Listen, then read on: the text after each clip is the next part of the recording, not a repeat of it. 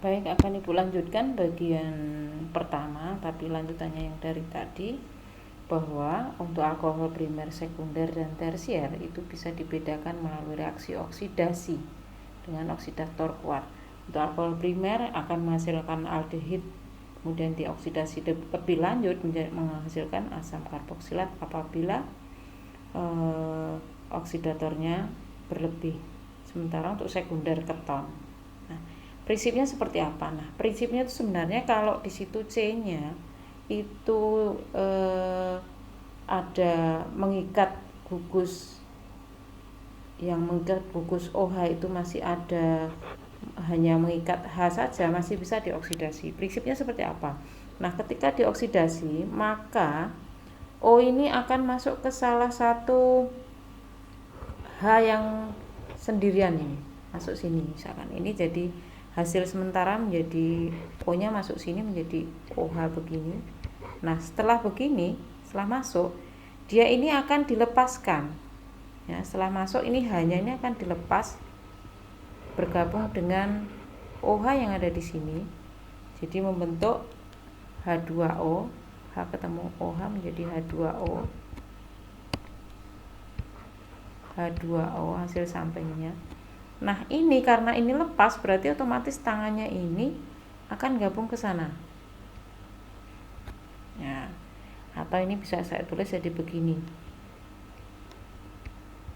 Nah, gitu, tangannya ke sana, ini masih H. Nah, gugus seperti ini ada CH atau COH, itu adalah gugus aldehid kan. Atau kita biasanya kan nulisnya begini kan sama aja. Kalau ditaruh di mana nggak masalah. Ini gugusnya C-nya 2 menjadi etanol atau asetaldehid. Ya. Ini tadi tidak stabil.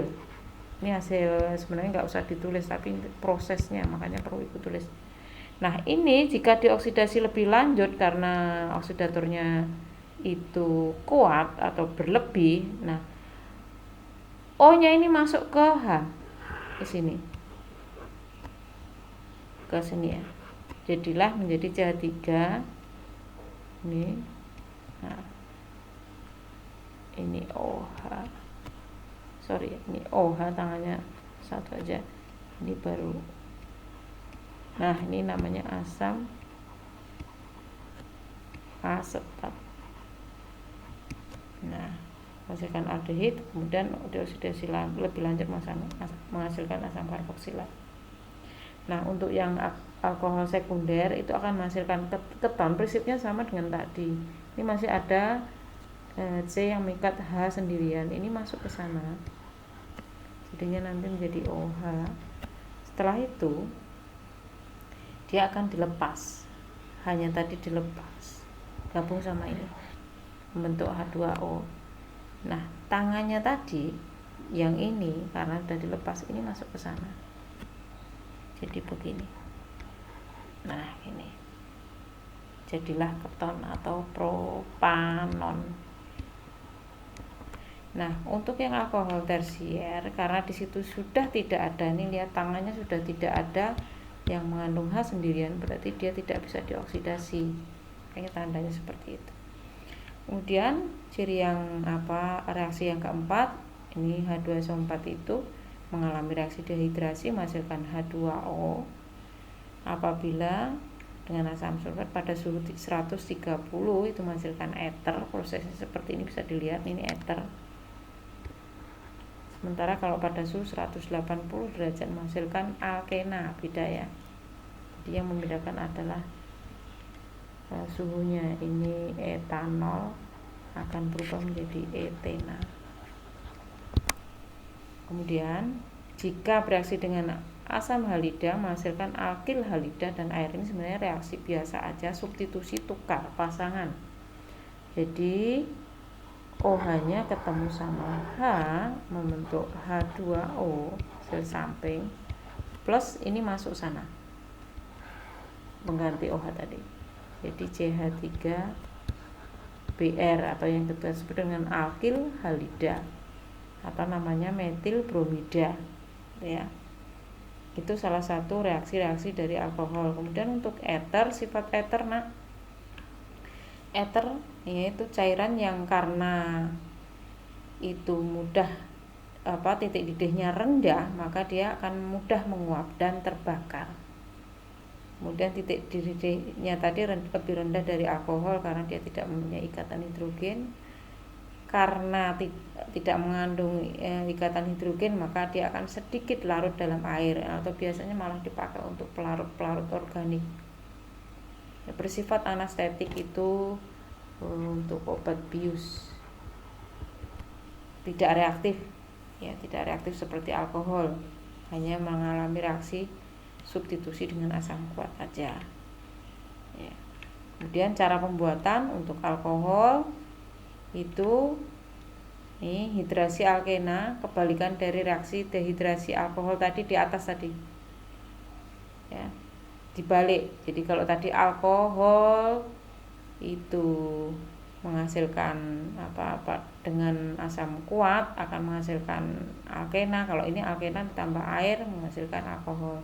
Nah yang kedua itu pada ini sehari-hari ini pada proses peragian atau pembuatan tape, itu sudah praktek ini di biologi ya. Jadi karbohidrat mengalami proses peragian akan menghasilkan alkohol, ini etanol plus CO2. Jadi yang keras-keras itu yang kau makan tape itu sebenarnya adalah ada alkoholnya plus ada gasnya CO2, atau melalui reaksi Grignard dan menghasilkan alkohol primer dan sekunder. Ini bisa nanti dicari di internet. Kemudian untuk ether, reaksi etanol dengan asam sulfat, pada ini sudah dibahas di atas tadi. Untuk pembuatan ether untuk pembuatan ether itu dihasilkan dari alkohol direaksikan dengan asam sulfat pada suhu 130, dari dibahas di atas ya.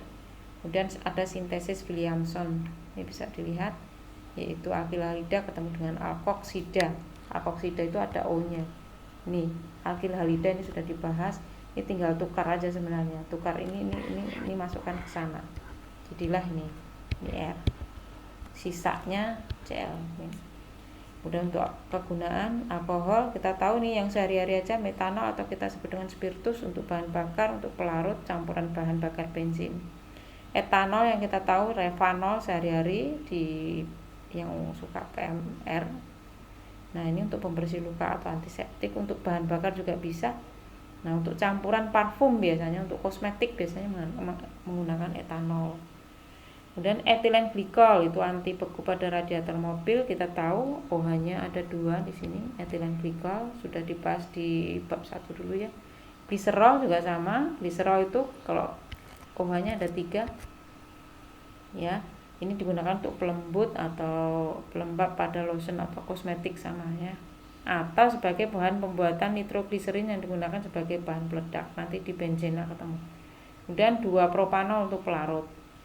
Ya memang alkohol umumnya untuk pelarut. Kemudian untuk ether digunakan, nah satu untuk obat bius yang tadi untuk anestetik tadi, dietil ether rumusnya ini untuk obat bius, tapi sekarang tidak dipakai lagi ya. Atau MTBE, apa itu metil tersier butil ether singkatannya. Ini rumusnya metil tersier butil ether digunakan sebagai apa? Ini zat aditif pada bensin, atau kita sebut dengan ini untuk menaikkan bilangan oktan ya. Kalau dulu awalnya kan tel, tapi tel sudah tidak dipakai, beda.